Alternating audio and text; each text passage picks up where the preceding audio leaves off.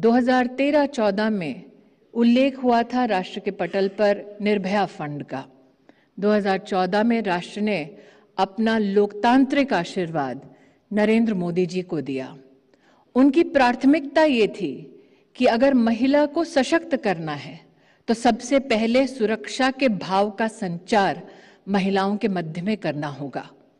आज बहुत ऐसे एक्सपर्ट्स हैं जिन लोगों ने स्वच्छता अभियान के बारे में विविध प्रकार की चर्चाएं की हैं। लाल किले की प्राचीर से राष्ट्र के इतिहास में पहली बार प्रधानमंत्री का ये कहना कि अगर हम नारी गरिमा में विश्वास करते हैं तो क्यों ना शुरुआत करें टॉयलेट बनाने से। For some it was a political pronouncement, but those who have worked for gender justice, they know just the fact that the Prime Minister of India from the ramparts of the Red Forts can centralize the issue of sanitation for women was such an empowering moment. That the Prime Minister said, can we, if we want to retain our daughters in school, ensure that we build a toilet separately for young girls in every school of our country, and do so in just 1 year. There was a collaboration between governments and agencies, and we did build those toilets, 400,000 of them across the country in just 1 year, thereby helping curb dropouts of young girls from schools, especially in the dominion of the government. When the Prime Minister said, let us ensure that every Indian who is unbanked receives financial services, we saw a revolution in women and banking facilities. And for the first time in our history, 22 crore Indian women could open their bank account with the help and the support of the Prime Minister of India. Many scoffed at that time and said, एक गरीब औरत का bank खाता खोलकर क्या लाभ होगा। Covid में उस लाभ से भलीभांति सब परिचित हुए जब 30,000 करोड़ रुपए भारत की तिजोरी से सीधा एक गरीब महिला के बैंक के खाते में गए। अगर आज महामहिम राष्ट्रपति जी के उद्बोधन को आपने सुना, उन्होंने बड़े गर्व का अनुभव करते हुए उल्लेखित किया कि कैसे मुद्रा योजना में भी बहनों की भागीदारी 70% रही। To those who have studied this financial scheme, you know that this was not a gendered financial scheme, not particularly tailored for women. And knowing that we are all restless to hear the President of India, let me just add this much. What the Prime Minister identified, what the Prime Minister supported, was the inherent talent of Indian women and their ability to be entrepreneurial. The fact that a poor woman somewhere in some crevice of our democracy, in some village, in some small town, could bring about a small business plan, could go to a bank and convince the banking establishment of her business plan, receive the mudra support, and return it back, so much so that the NPA for women today in that segment is only up to 1%. The fact that out of the 320 million such loans given out in the country, 70% of those beneficiaries were women, speaks about the latent talent, the potential that is to be unleashed. And that is why the National Commission for Women today, as you celebrate your Foundation's Day, you rightly say Shashakt Nari, Sashakt Bharat, that the lady concern that you speak of is equally dedicated to the building of a new India, is what we celebrate on your Foundation Day.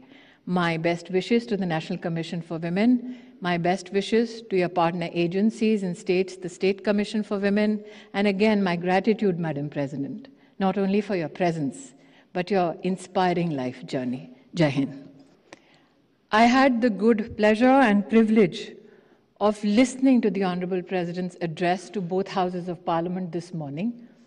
और अगर आपने महामहिम राष्ट्रपति जी का वो उद्बोधन सुना, तो उस उद्बोधन में न सिर्फ सशक्त नारी का उल्लेख है, बल्कि एक समर्पित नारी भारत को कैसे सशक्त कर सकती है, उसका प्रतिबिंब न सिर्फ उस भाषण में था, बल्कि आज स्वयं महामहिम राष्ट्रपति जी की उपस्थिति उस बात का राष्ट्र को संदेश है। Madam president, it is with a deep sense of pride that not only the women of India but also the men of India look upon you. because in your journey is a message for every Indian that the women's agency is not the responsibility of women alone. That change with regards to women's rights and responsibilities is not the authority of women alone. That in your mere presence, but also your journey, Madam President, you tell every Indian resolutely that no circumstance can deny you the privilege of serving your country. For your presence, Madam President, and for your blessings to the NCW and the Ministry of Women and Child Development, at the onset of my address, let me give a deep sense of gratitude on behalf of the Ministry and on behalf of the National Commission for Women. Rekha Sharma ji, in her speech, has enunciated many measures that have been undertaken by the National Commission for Women.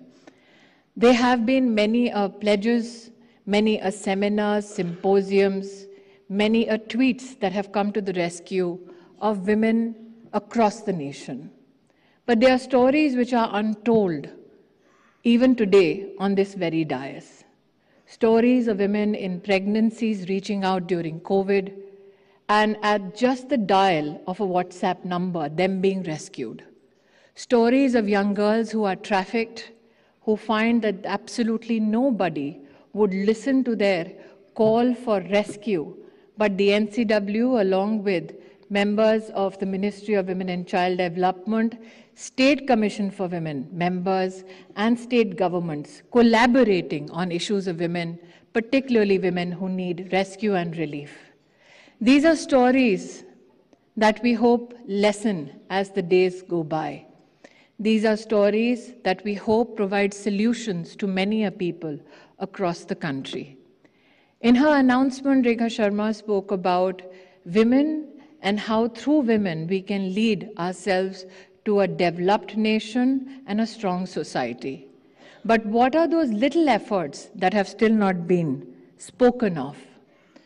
The National Commission for Women has begun in its undertaking the anti-trafficking campaign, not only in collaboration with the state commissions for women and state governments, but also universities particularly.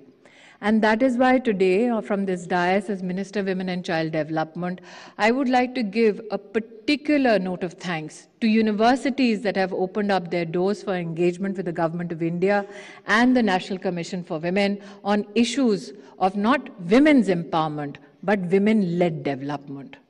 I am particularly pleased, ladies and gentlemen, to share with you that under the leadership of the Honorable Prime Minister of India, how does governance centralize the issue of women?